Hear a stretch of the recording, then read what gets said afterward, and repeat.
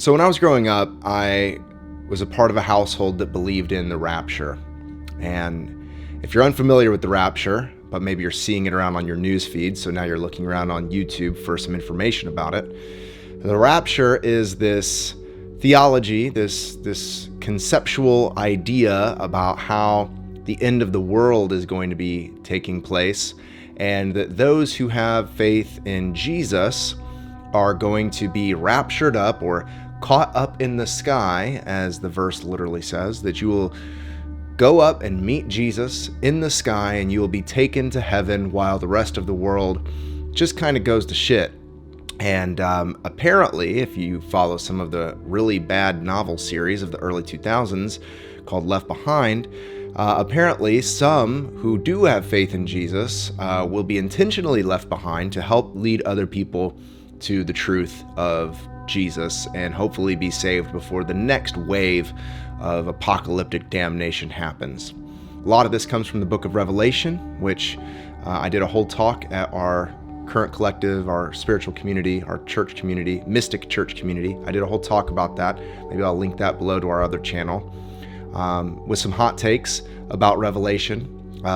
TLDR, I don't think Revelation should have even been in the Bible. I think it's a major distraction. I'll leave that there for now.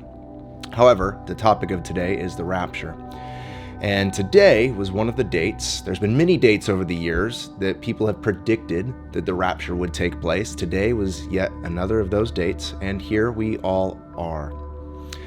So I wanted to speak just for a moment about the rapture and the end of the world and all of this stuff that's taking place that is so far out. I love Terrence McKenna. He just said, back in 1998. I think it's just going to get weirder and weirder and weirder, and finally it's going to be so weird that people are going to have to talk about how weird it is. And man, was he right. What a prophet. It is just so weird. It is just so odd. Especially Christianity, this Christian nationalism bullshit that we have. It's just so odd and weird. But this topic of the rapture, and it has to do with the apocalypse and the end of the world, which apocalypse actually just means the revealing or the great showing, where the sort of the costume is being dropped and we're seeing reality for what it really is. So, but this revelation, which is why revelation and apocalypse are synonyms, it's this revealing. But the rapture right now has a lot of people freaked out, and even people who are not even Christian, that didn't grow up like me, who would come home from school off the school bus, and if my mom's van was in the driveway but I couldn't find her, I'd be walking through the house going, Mom, until she finally came out of some back corner of the closet and said, I'm here, I'm just doing something. I'd be like, oh no, I thought I got left behind for a minute. But today, people who don't even have that sort of trauma are kind of falling for some of the caveats that come with this whole rapture theology.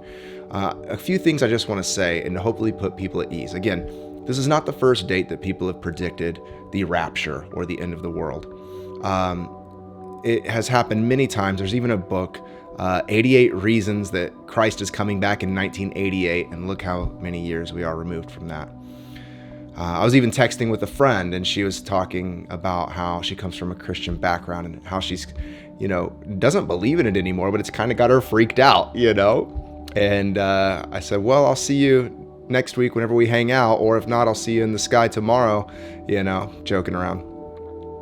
But nonetheless, the rapture is something that was fabricated in the 1800s, using some verses as their proof text, which any sort of worldview or theology or fabricated conception of how people think the world is going to shake down, it's always with some agenda, some presupposed ideas that are being placed and overlaid on the text.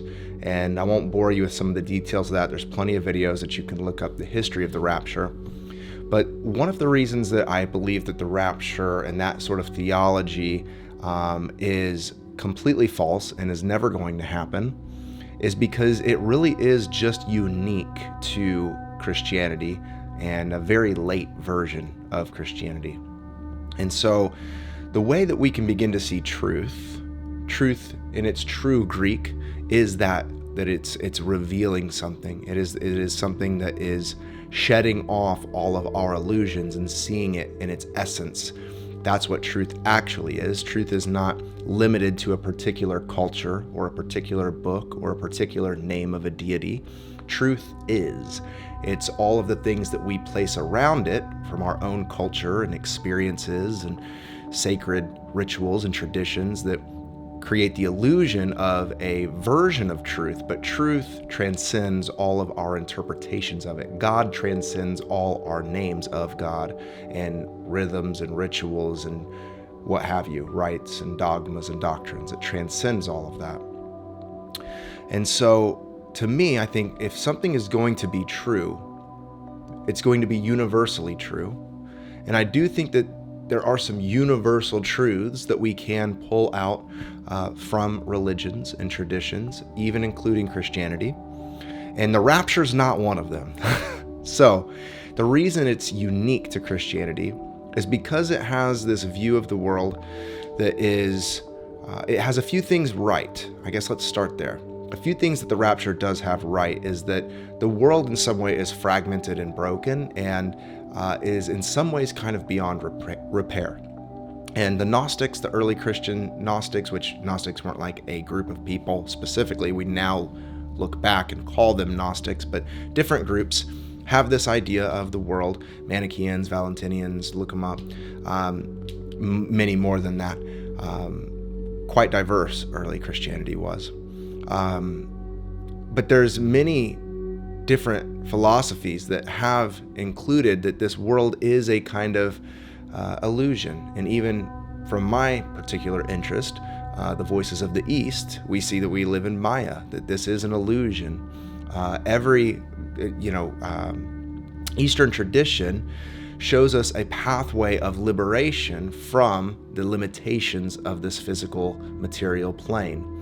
Now, different traditions speak in different degrees about what the material plane is and is not.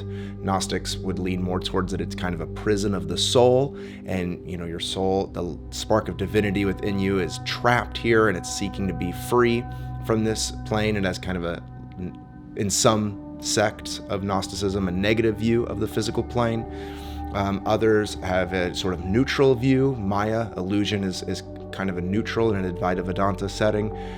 Even Brahman is this kind of just its ultimate reality. Brahman is this sort of static ultimate divinity. But even if you look more in like a Shaivism, I've been really interested in Kashmir Shaivism recently, that yes, this is all the dream of Shiva, and it's the creative life force energy that you're participating with as you play in the dream, but it is still not real. And there is something in this plane, if you only exist from that degree of consciousness, is going to be difficult and hard and friction. Even the Buddha, Siddhartha Gautama, whenever he realized that life is suffering and gave us the four noble truths and the eightfold path to be liberated from this plane. And so the rapture does have it somewhat right. Let's build a bridge first, in that there are things in this world that are not good. They're bad. It's good and bad could be a whole nother preference and whole nother conversation, including morality and opinion and society and culture. I'll leave that there. But the point is that many traditions tend to universally and unanimously look at the material plane as potentially a sort of limited, broken.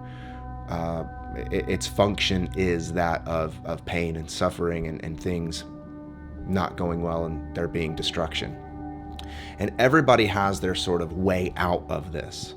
And the rapture theology is just this idea that if you believe in Jesus, that then you will be caught up in the sky with him and freed from all of the shit that's going to unfold here. And so where that is similar, actually, I mean, I don't identify as a Christian anymore, per se, and I'd have a big asterisk and a long ass footnote underneath of it, even though that's the tradition I come from. I do think that there is something to be said that, yeah, of course, like there is an acknowledgement of the brokenness and fragmentation that we're seeing in the world, and things are just going to keep getting weirder, as Terrence McKenna said, which gives us an invitation for enlightenment and an illumination and a sort of rapture, but that doesn't happen physically out in the sky. It's an inner rapture. It's a meeting in the sky of your own being to be united back into the great light so that you can have illumination to see through all this weirdness and bullshit that we're all navigating right now. So it's not in that very exoteric Christian way, but a very esoteric understanding of liberation. And so in a sense, there is truth in it if you look at it from that angle. Now, no Christian would likely hear this at all and agree with it in any way, shape, or form. This is my interpretation of it, and hopefully my way of building a pattern, seeing the pattern of it and bridging a gap for it to still be in some way true. But the truth is, while that is a connection that I feel like I can make to it, it is distinct in that it comes with a bunch of dogma, it comes with a bunch of preconceived notions about what is to take place, the events that are to take place. And to me, if something is going to be true, again, it has to be universally true, and that's the part of it that is. But the part of it that is not is that it's isolated just to a very unique interpretation of current events.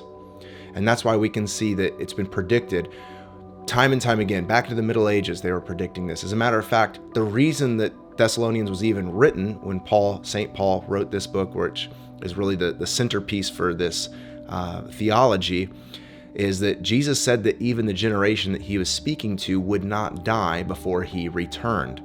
And he didn't come back yet. And people in these communities, in Thessalonica specifically, where Paul was writing to, they were concerned that some of the people in the Jesus community were dying before Jesus came back. And I thought you said that Jesus was going to come back, Christ was going to return, rather, before people were going to be dying in their physical body. I thought you told us about eternal life, but now people are dying. What's that about? So he wrote this as a way to try to reconcile that, because Paul himself even believed that Christ was going to return potentially in his lifetime. And so we've taken that, and as we can see, much of these ancient scriptures, a lot of the things did happen. If you read Revelation, a lot of those things already took place. It was the Roman Empire. It was things that happened in AD 70 with the leveling of Jerusalem. A lot of this stuff had taken place, already happened, and Jesus was actually right in his prophecy that when he's questioned about the temple, and he says that every stone of this temple will not be unturned, and they're like offended by that. But you look, and he said, in this generation you'll see that. In AD 70 we see, Jerusalem was destroyed. So we've taken that and put it in modern context, and thinking somehow 2,000 years ago that these writers of these ancient texts that have been preserved and frankly a little modified over the years are talking about a guy named Jeff in Ohio and how he interprets current events with his American politics. That's just not the case. This is ancient literature. And so anytime that we're taking ancient things and putting on them a sort of veneer of modern current events, it's never going to show us what the truth is. So I guess I'll just close this video with that, is that if it's going to be true, it can't just be true for a specific group that interprets it in a very, very closed, exclusive, linear way. Truth is something that breaks the boundaries of our own culture and tradition and the veneers that we place over things to fit our own agendas. And this is why we can look at the golden thread that ties all of the great world religions and traditions together, because the religions are many, but the mystic sees one. That there is only one reality happening, expressing itself. There is, if you want to use this language, God expressing God's self through the many incarnations that are on this planet, and the many traditions that we have seen here in true, authentic, devotional, spiritual practice that we call religion. And so for those of you that might have a little bit of anxiety around end of world sort of things, may I just offer a pastoral piece here at the end, that all of that anxiety and fear and all of the things that are coming up right now, those are all based on external stories and narratives and things that are happening outside of you that are influencing your inner reality, your inner voice, your inner peace. And may I suggest to you that you drop in to the inner room, to the inner temple, and allow that to cleanse all of our own preferences, aversions, our fears, our fantasies. Allow the Spirit to purify us from the inside out so that we can outwardly live as people of peace in a world that is so chaotic.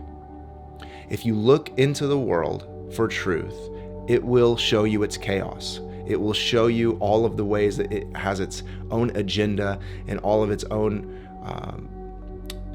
ideas of who we are and what we should be doing.